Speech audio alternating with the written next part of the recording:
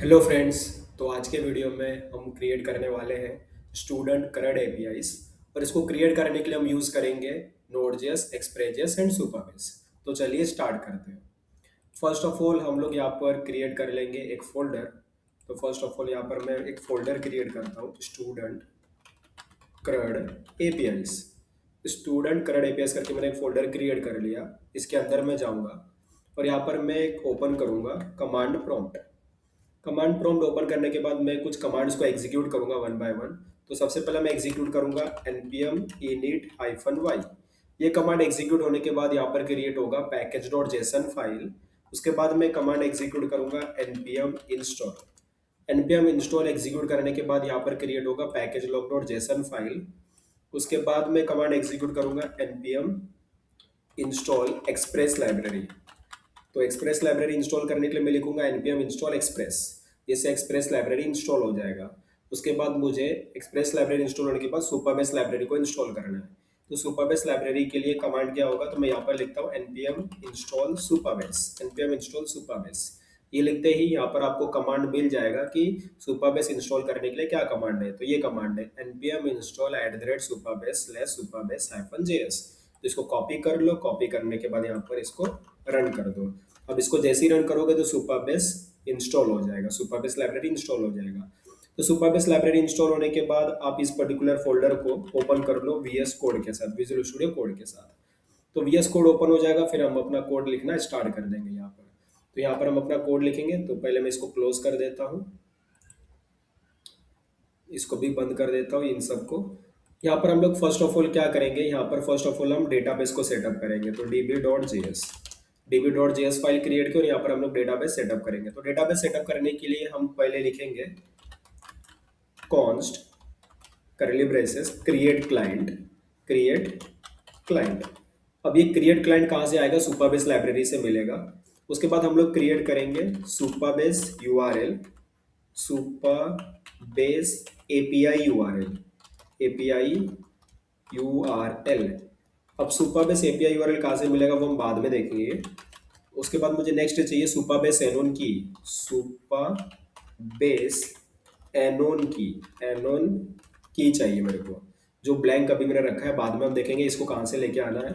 उसके बाद मैं लिखूंगा const Supabase equal to create client. उसके अंदर मैं सुपरबेस एपीआई यूआरएल और सुपरबेस एनोन की को पास कर दूंगा, जिससे ये मेरे को सुपरबेस का एक इंस्टेंस क्रिएट करके दे देगा।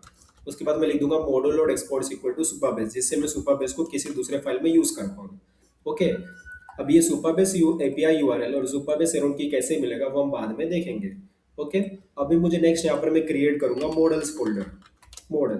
मॉडल्स के अंदर मैं क्रिएट करूंगा स्टूडेंट.js। अब यहाँ पर मैं CRUD एपीआई से रिलेटेड जितने भी फंक्शंस की रिक्वायरमेंट है वो सारे फंक्शंस मैं यहाँ पर क्रिएट करूंगा, जिसके अंदर मैं सुपरबेस का कोड लिखूंगा। ओके। तो इसको करने के लिए मैं क्या करूंगा, मुझे सुपरबेस लगेगा। तो मैं यहाँ पर लिखूंगा const Supabase equal to require, और डीबी में से डीबी जो फाइल है उसमें से मेरे को सुपरबेस मिल जाएगा। उसके बाद मैं यहाँ पर एक क्लास क्रिएट करूंगा, क्लास स्टूडेंट। ओके। अब क्लास स्टूडेंट के अंदर मैं वन बाय वन सारे फंक्शंस को क्रिएट करूंगा। फर्स्ट ऑफ ऑल मैं लिखूंगा स्टेटिक असिम फंक्शन, और फंक्शन का नाम लिख दिया मैंने क्रिएट। अब क्रिएट करते समय मुझे क्या चाहिए, मुझे चाहिए स्टूडेंट का डेटा। तो मैं स्टूडेंट का डेटा ले लूंगा। ओके। उसके अंदर मैं क्या लिखूंगा, देखिए यहाँ पर मुझे दो चीजें मिलेंगी, या तो मुझे डेटा मिलेगा या तो मुझे एरर मिलेगा, डेटा या फिर एरर। तो मैं यहाँ पर लगाऊंगा अवेट, फिर लिखूंगा सुपरबेस.फ्रॉम। यहाँ पर मैं लिखूंगा टेबल का नाम, जिस टेबल के साथ मुझे ऑपरेशंस परफॉर्म करने हैं। तो टेबल का नाम मैं यहाँ पर रख देता हूँ स्टूडेंट्स। तो स्टूडेंट्स नाम का मैं टेबल क्रिएट करूंगा। अब देखिए इस टेबल के अंदर मुझे जब डेटा डालने का है तो मैं यूज करूंगा इंसर्ट फंक्शन। इंसर्ट के अंदर मैं अपना स्टूडेंट पास कर दूंगा। ओके। तो इस तरीके से स्टूडेंट वाले टेबल में डेटा सेव हो जाएगा, और सेव होने के बाद मैं यहाँ पर सिलेक्ट चला दूंगा, जिससे मुझे सारा एंट्री मिल जाएगा कि जो भी मैंने एंट्री किया है वो मेरे को डेटा मिल जाएगा इंसर्ट वाला ऑपरेशंस का। जो मैंने इंसर्ट किया वो वाला एंट्री मेरे को यहाँ पर मिल जाएगा। और वो एंट्री मिलने के बाद मैं यहाँ पर क्या करूँगा, सिंगल फंक्शन भी चला सकता हूँ। अगर सपोज मेरे पास एरर मिल रहा है, मेरे को अगर मुझे एरर मिल रहा है तो मैं रिटर्न करूंगा। अगर एरर है तो throw new error dot message, तो एरर मैसेज को थ्रो कर दो।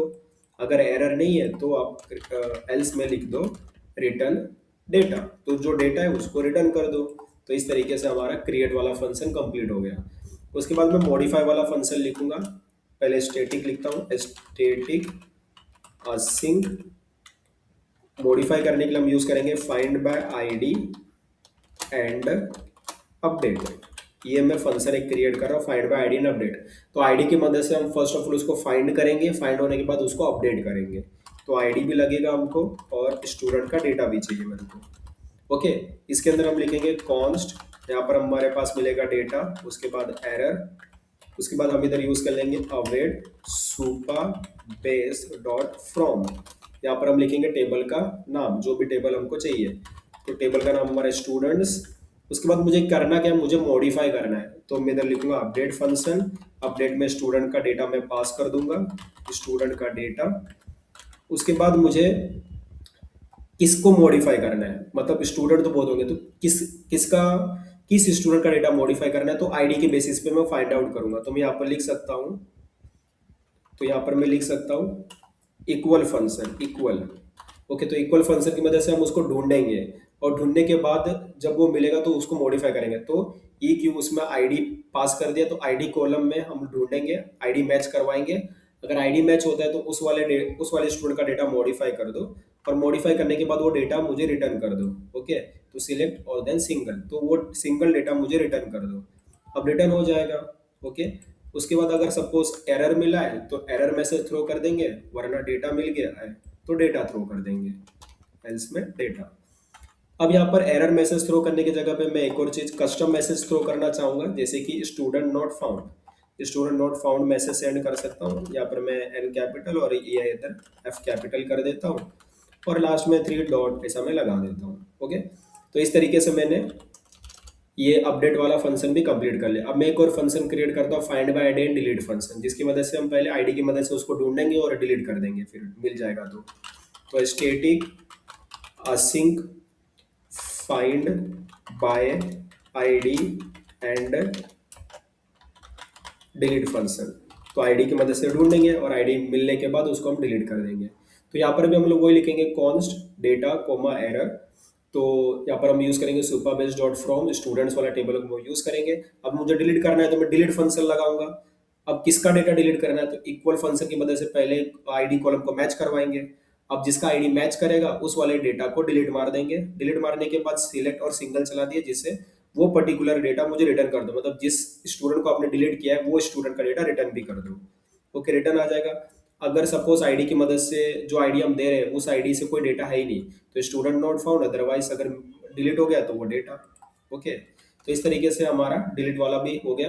अभी मुझे सपोज सारा स्टूडेंट का डेटा मुझे देखना है, तो उसके लिए हम लिखेंगे static async find by find function से फाइंड ही फंक्शन लिखेंगे, जिससे मुझे सारा डेटा मिल जाएगा। तो यहाँ पर जस्ट हम लिखेंगे Supabase dot from students table और सिलेक्ट। ठीक है, जिससे मुझे क्या, स्टूडेंट्स वाले टेबल में जितने भी एंट्रीज है, जितने भी रोज है, वो सारा डेटा मुझे ये दे देगा। अगर डेटा नहीं मिला तो एरर मैसेज, डेटा मिल गया तो वो डेटा। ओके, उसके बाद फाइंड बाय आईडी मींस मुझे पर्टिकुलर स्टूडेंट का अगर मुझे डेटा देखना है तो वो उसके लिए अब मैं क्रिएट करूंगा। तो यहाँ पर मैं लिखूंगा static async find by ID function, find by ID. तो आईडी ले लेंगे, आईडी के बेसिस पे हम लोग उसको फाइंड करेंगे। ओके, तो इसमें हम लिखेंगे Supabase dot from students, student table.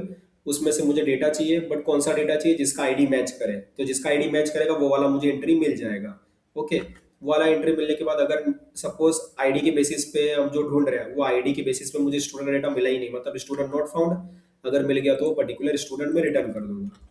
तो इस तरीके से हमने सारा फीचर, सारे फंक्शन जो भी रिक्वायर्ड फंक्शंस थे वो मैंने कंप्लीट कर लिया। उसके बाद हम लोग लिख देंगे module dot export equal to student. तो स्टूडेंट वाला जो हमने क्लास क्रिएट किया था उसको मैं एक्सपोर्ट कर दूंगा, जिससे मैं इस स्टूडेंट वाले क्लास को दूसरे किसी फाइल पर यूज कर पाऊँ। ओके, तो अभी चलिए आगे बढ़ते हैं। अभी मैं यहाँ पर एक फोल्डर और क्रिएट करूंगा जिसका नाम रखूंगा राउट्स फोल्डर। आई थिंक मैंने फाइल क्रिएट कर लिया गलती से, लेकिन मैं इसको डिलीट मार देता हूँ। मुझे फोल्डर क्रिएट करना है, तो मैं फोल्डर क्रिएट करता हूँ राउट्स फोल्डर। राउट्स के अंदर मैं क्रिएट करता हूँ student router dot JS. Okay, अभी मैं यहाँ पर सारे एपीआईज को क्रिएट करूंगा। तो एपीआईज क्रिएट करने के लिए हमको लगेगा एक्सप्रेस लाइब्रेरी। तो const express equal to require express. उसके बाद हमको वो मॉडल भी चाहिए रहेगा, तो मॉडल के अंदर जो हमने स्टूडेंट नाम का क्लास बना रखा है वो हमको चाहिए। ओके, उसके बाद हम लोग जो एक्सप्रेस है उसका एक राउटर का एक इंस्टेंस क्रिएट करेंगे और उसी के ऊपर सारे एपीआईज को क्रिएट करेंगे।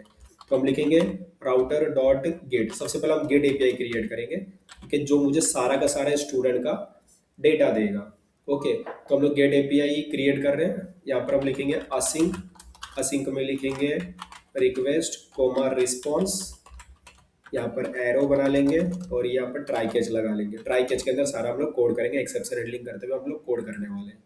ओके, अब यहाँ पर क्या लॉजिक बनता है देखिए। सबसे पहला तो जो हमारा स्टूडेंट क्लास है उस स्टूडेंट क्लास में एक बना रखा है हमने फाइंड फंक्शन, वो हमको सारा का सारा डेटा देता है। तो हम इधर लिख सकते हैं कॉन्स्ट स्टूडेंट्स।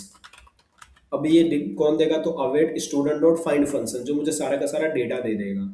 अब डेटा देने के बाद मैं लिख सकता हूँ response dot status 200 means okay status, और जैसे मैं सारा डेटा में सेंड कर दूंगा। ओके, अब सपोज कोई एरर मैसेज आ जाता है तो मैं एरर भी यहाँ पर सेंड करवा दूंगा। Response dot status 500 means internal server error, और जैसे में मैं मैसेज सेंड कर दूंगा एरर मैसेज। तो इस तरीके से हमारा ये जो गेट एपीआई था वो कंप्लीट हो गया। उसके बाद मैं दूसरा गेट एपीआई क्रिएट करूंगा जो मुझे पर्टिकुलर स्टूडेंट का डेटा रिटर्न करके देगा। तो इस तरीके से यहाँ पर हमको आईडी भी लगेगा, तो आईडी लेना पड़ेगा। यहाँ पर हम लिखेंगे असिंक, उसके अंदर लिखेंगे रिक्वेस्ट कोमा रिस्पॉन्स, तो रिक्वेस्ट कोमा रिस्पॉन्स। इस तरीके से एरो बना लेंगे और ट्राई कैच इसमें लिखेंगे ट्राई कैच। ओके, अभी इधर क्या लॉजिक है जरा समझते हैं थोड़ा सा। देखिए आईडी के बेसिस पे हमने क्या किया था, स्टूडेंट वाले क्लास में एक फंक्शन बना रखा था, इसका नाम है फाइंड बाय आईडी, जिसमें हम आईडी देते हैं और वो हमको स्टूडेंट का डेटा सर्च करके देता है। ओके, तो वो वाला फंक्शन हम इधर यूज करेंगे। तो कॉन्स्ट स्टूडेंट, यहाँ पर मुझे एक सिंगल स्टूडेंट का डेटा मिलेगा, तो await student dot find by ID function. अब आईडी कहाँ से मिलेगा हमको, तो समझते हैं। तो ये वाला आईडी मुझे चाहिए, तो इसको निकालने के लिए हम क्या लिखते हैं, request dot params dot ID. तो request dot params dot ID लिखते ही यहाँ पर जो यूआरएल में जो आईडी आ रहा है वो मुझे मिल जाएगा। ओके, ये लिखने से मिल जाएगा। अब डेटा मिल गया तो ये ढूंढ के दे देगा स्टूडेंट का डेटा। अगर मिल जाता है तो हम सेंड कर देंगे, अगर कोई एरर आ जाता है तो एरर मैसेज सेंड कर देंगे यहाँ पर। ठीक है, एरर मैसेज सेंड कर देंगे। यहाँ पर एरर में मैं सेंड करता हूँ 500 मीन्स इंटरनल सर्वर एरर। तो इस तरीके से हो गया। अब मैं क्रिएट वाला करूंगा जिससे मैं स्टूडेंट का डेटा क्रिएट कर पाऊँ, तो मैं लिखूंगा राउटर डॉट पोस्ट, यहाँ पर लिखूंगा मैं असिंक, यहाँ पर लिखूंगा request comma response, request comma response, और यहाँ पर लिखूंगा try catch. Okay, try catch हमने लिख दिया। ओके, चलिए अभी क्या करना है, डेटा को क्रिएट करना है, स्टूडेंट के डेटा को क्रिएट करना है। तो हमने स्टूडेंट वाले क्लास में एक फंक्शन बना रखा था, इसका नाम है क्रिएट फंक्शन। तो क्रिएट फंक्शन यूज करेंगे और डेटा को क्रिएट करेंगे। तो हम इधर लिख देंगे const student equal to await student dot create. अब डेटा सेंड करने के लिए हम क्या करेंगे, तो डेटा आ रहा है रिक्वेस्ट के अंदर, तो रिक्वेस्ट डॉट बॉडी के अंदर आ रहा है डेटा, तो हम इधर लिख देंगे रिक्वेस्ट डॉट बॉडी। इससे क्या होगा, स्टूडेंट डेटा क्रिएट हो जाएगा, क्रिएट करने के बाद इधर मिल जाएगा और इधर हम मैसेज सेंड कर देंगे response dot status 201, 201 means created status, और जेसन में हम डेटा सेंड कर देंगे। अगर कुछ एरर आता है तो एरर मैसेज सेंड कर देंगे। वैसे यहाँ पर भी हम लोग मैसेज सेंड करेंगे, तो यहाँ पर लिखेंगे मैसेज स्टूडेंट क्रिएटेड सक्सेसफुली, और क्रिएटेड सक्सेसफुली के बाद हम लोग डेटा को सेंड करेंगे। ओके, इस तरीके से। तो इस तरीके से हमारा ये क्रिएट वाला भी हो गया। अभी डेटा को मॉडिफाई करने के लिए क्रिएट करना है, तो मॉडिफाई करने के लिए भी हमने एक फंक्शन बना रखा था, इसका नाम था find by ID and update function.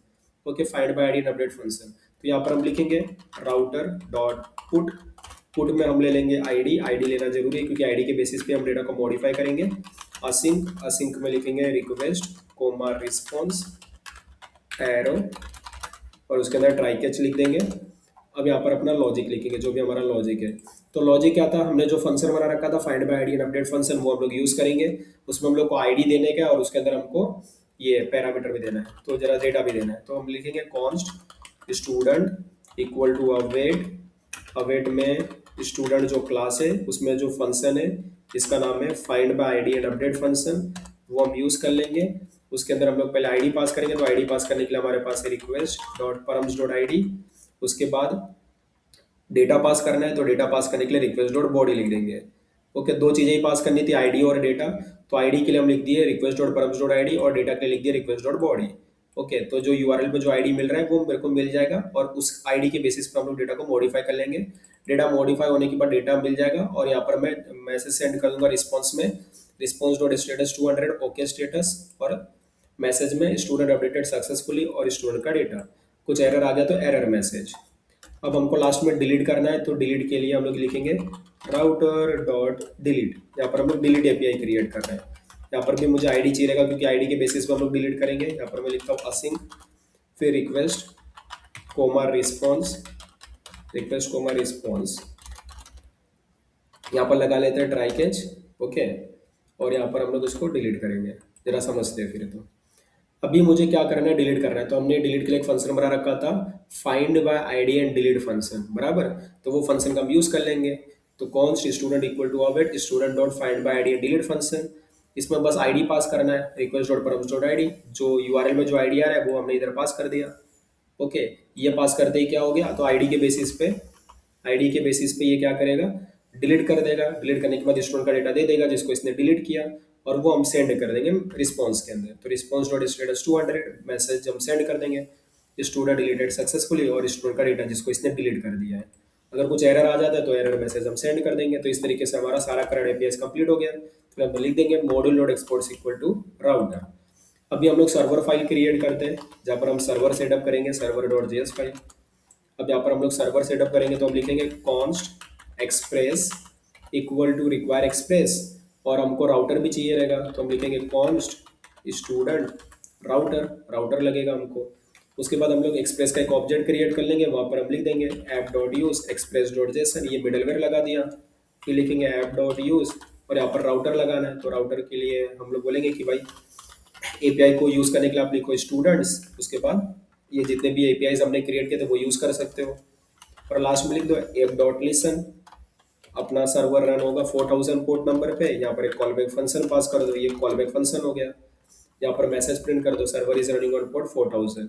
तो जब भी आप सर्वर को रन करोगे तो ये मैसेज आपको प्रिंट होकर मिल जाएगा, server is running on port 4000। तो इस तरीके से हमारा कोड तो कंप्लीट हो गया, बट सुपर बेस अभी सेटअप नहीं किया है हमने। तो हमको चाहिए सुपर बेस एपीआई यूआरएल और सुपर बेस एनोन की चाहिए हमको। तो चलिए सुपर बेस में चलते हैं। तो आपको गूगल पे जाना है, और गूगल पे जाके लिखना है सुपर बेस लिखना है। सुपर बेस, जैसे ही आप सुपर बेस लिखोगे तो आप आ जाओगे इधर। तो यहाँ पर आपको क्या करना है, सुपर बेस पे आओगे तो इस तरीके से आपको मिल जाएगा। ओके, तो जब आप आओगे तो हो सकता है कि आपको एक बोले कि ऑर्गेनाइजेशन क्रिएट करो, चाहे ऑर्गेनाइजेशन। तो आप एक ऑर्गेनाइजेशन का नाम देना, जैसे कि मैंने यहाँ पर दे दिया इंजीनियर सूरज सानी।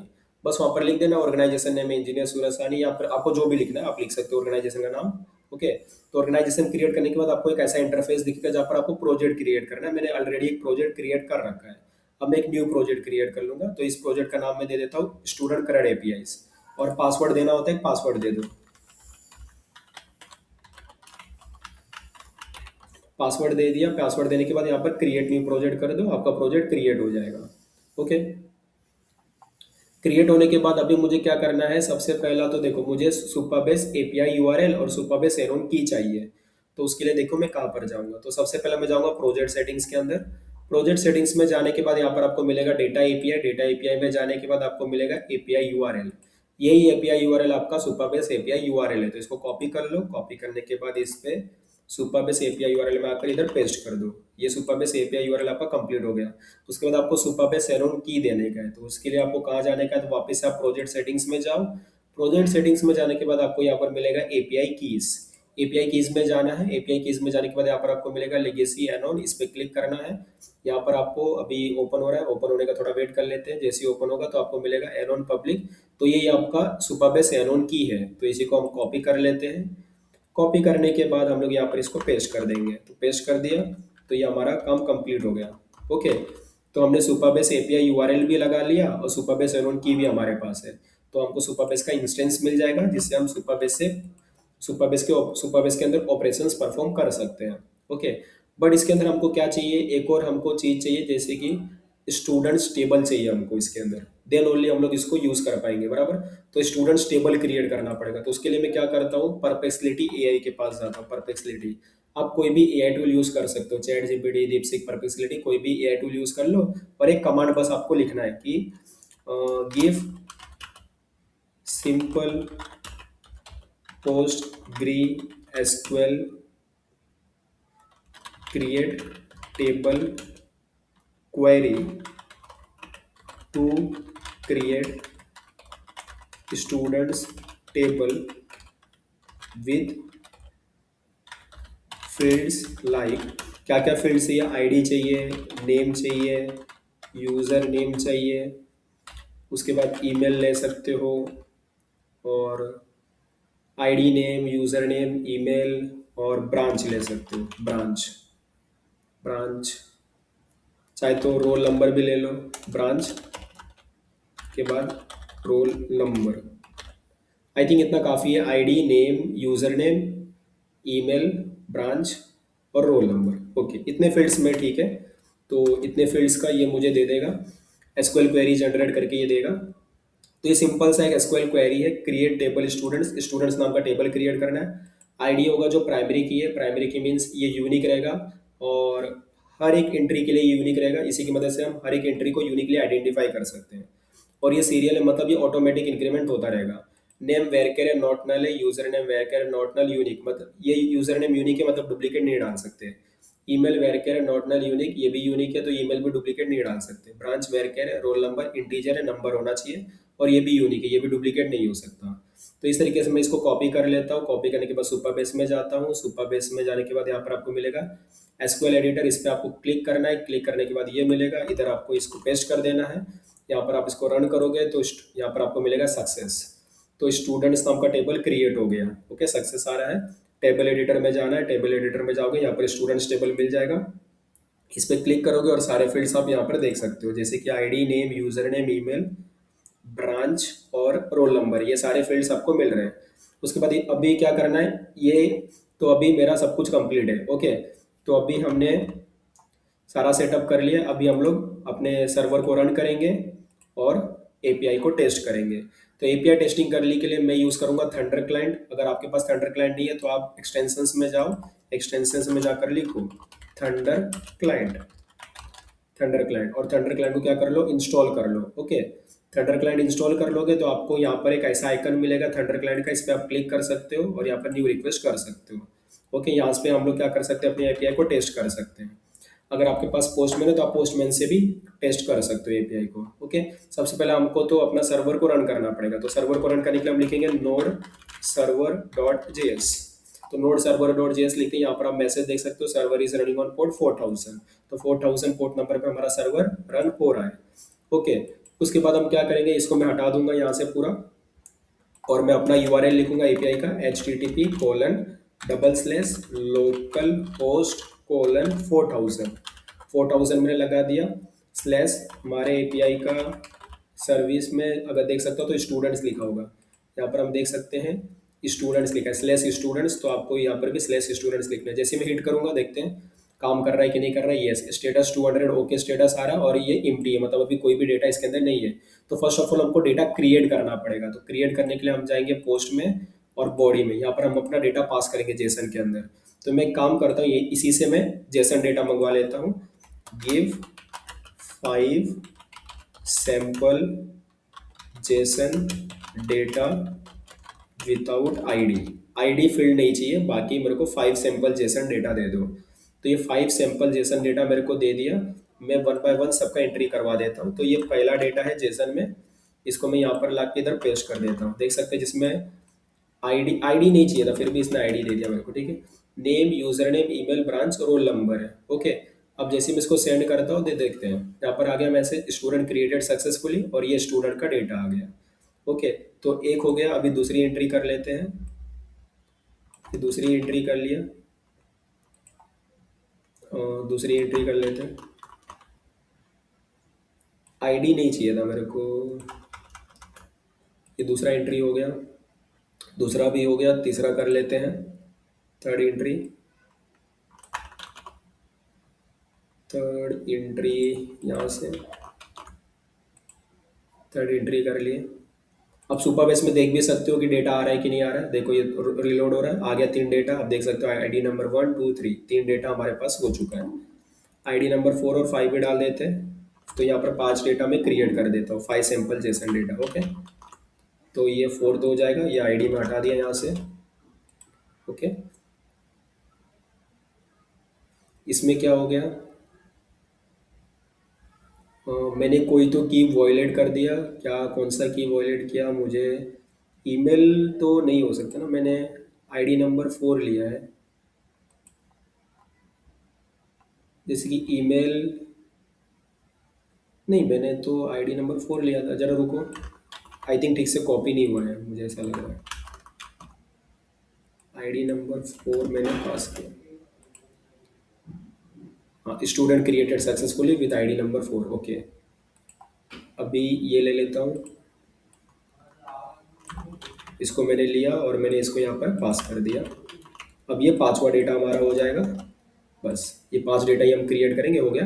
अब सुपर बेस में भी एक बार देख लेते हैं, तो सुपर बेस में यहाँ पर रीलोड हो रहा है, थोड़ा सा वेट कर लेते हैं, आ गया 5 डेटा, तो 1 2 3 4 5, 5 डेटा हमारे पास प्रेजेंट है, ओके। अभी हम लोग क्या करते हैं, अभी हम लोग यहाँ पर इसको गेट करके देखते हैं कि सारा डेटा आता है कि नहीं आता है। गेट किया हमने, सारा डेटा यहाँ पर मिल रहा है, ये आईडी नंबर 1 2 3 और ये 4 और ये 5, तो 5 डेटा हमारे पास है। अगर मुझे किसी पर्टिकुलर डेटा देखना है तो मैं यहाँ पर लिख भी सकता हूँ आईडी नंबर 3, तो आईडी नंबर 3 का डेटा मिल जाएगा। 4 लिखूंगा तो आईडी नंबर 4 का डेटा मिल जाएगा। अगर मैं 44 लिखूंगा जो कि है ही नहीं, तो मुझे मिलेगा स्टूडेंट नॉट फाउंड, ओके। तो इस तरीके से सारा एपीआई काम कर रहा है। एक काम करते हैं हम लोग, पूरा एक पूरा डेटा निकालते हैं और किसी को मॉडिफाई करके देखते हैं, ओके। तो जो आईडी नंबर 4 है उसको लेते हैं, तो आईडी नंबर 4 का डेटा मैंने पूरा कॉपी कर लिया और मैंने यहाँ पर आईडी नंबर 4 का डेटा यहाँ पर मैंने पास कर दिया। यहाँ से मैंने आईडी नंबर 4 हटा दिया, यहाँ पर मैंने लिखा /4 और यहाँ से मैं चूज कर लिया पुट, डेटा मॉडिफाई करने का है, ओके। अब मॉडिफाई करने के लिए मैं यहाँ पर क्या लिखता हूँ, देखो जैसे कि इसका जो डेटा है ना, इसमें मैंने बहुत सारा आई लगा दिया, इतना आई लगा दिया मैंने। अब मैं जैसे ही इसको हिट करता हूँ तो देखो इतना सारा आई इसके नेम में आ चुका है। अगर मैं गेट करने का ट्राई करूँ तो भी मुझे इतना सारा आई मिलेगा। अगर मैं डायरेक्टली सुपर बेस में भी जाके देखूँ, थोड़ा सा वेट करता हूँ, अभी देखो इतना सारा आई आ गया इसके अंदर, ओके। तो डेटा मॉडिफाई हो रहा है। अब चलो डिलीट मार के देखते हैं, तो डिलीट करते हैं, इसको डिलीट मार के देखते हैं। डिलीट कर दिया, student deleted successfully. Super base में भी देख लेते हैं, ये डेटा डिलीट हो जाएगा, आईडी नंबर 4 का data, okay. I think refresh करके देखते हैं, आईडी नंबर 4 का डेटा डिलीट होना चाहिए, डिलीट हो चुका है, ओके। तो डिलीट हो गया है। अभी मैं वापस अगर डिलीट करने का ट्राई करूँ तो बोलेगा स्टूडेंट नॉट फाउंड। अगर मैं गेट करने का ट्राई करूँ तो बोलेगा स्टूडेंट नॉट फाउंड। चलो आईडी नंबर 4 को हटाते हैं और गेट करके देखते हैं, तो आपको देखेगा आईडी नंबर 1 है, 2 है, 3 है, बट 4 नहीं रहेगा, आईडी नंबर 4 नहीं है, आईडी नंबर 5 है। तो इस तरीके से हमने सारे ऑपरेशंस परफॉर्म कर लिए हैं। तो चलो मैं आपको एक ओवरव्यू दे देता हूँ कि हमने ये क्या क्या किया अभी तक, ओके। सबसे पहले हमने एक फोल्डर क्रिएट किया, स्टूडेंट क्रेड एपीआईज। उसके अंदर हमने फिर कमांड प्रॉम्प्ट ओपन किया, उसके बाद कमांड प्रॉम्प्ट ओपन करने के बाद हमने कुछ कमांड्स एग्जीक्यूट किए थे। फर्स्ट कमांड हमने एग्जीक्यूट किया npm init-y, जिसकी मदद से package dot JSON file create हुआ। उसके बाद हमने npm इंस्टॉल कमांड एग्जीक्यूट किया, जिससे package log dot JSON file create हुआ। उसके बाद हमने लाइब्रेरी इंस्टॉल किया था, जिसमें हमने npm install express library install किया। उसके बाद हमने सुपरबेस लाइब्रेरी इंस्टॉल किया था, npm install hyphen Supabase JSON JS, okay, जिससे हमने सुपरबेस लाइब्रेरी को इंस्टॉल किया था।